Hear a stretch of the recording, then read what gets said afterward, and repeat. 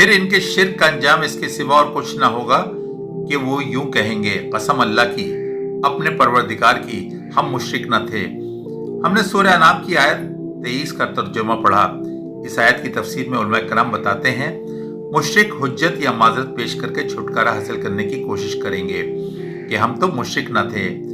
इमाम इब्न जरीर ने इसके ये मायने बयान किए हैं, जब हम इन्हें सवालात की भट्टी में झोंकेंगे तो दुनिया में जो उन्होंने शिर्क किया होगा इसकी माजरत के लिए इनके अल्फाज होंगे कि हम तो मुशरिक न थे। मगर वहां तो यानी रोजे महशर में इंसानों के हाथ पैर गवाही देंगे और जबानों पर तो मोहरें लगा दी जाएंगी। फिर इनका इनकार क्यों कर होगा? इसका जवाब हजरत इब्न अब्बास रज़ियल्लाहु ताला अन्हु ने यह दिया है कि जब मुश्रिकीन अहले तौहीद को जन्नत में जाते हुए देखेंगे तो आपस में मशवरा करके अपने दुनिया में किए गए शिर्क से इनकार कर देंगे।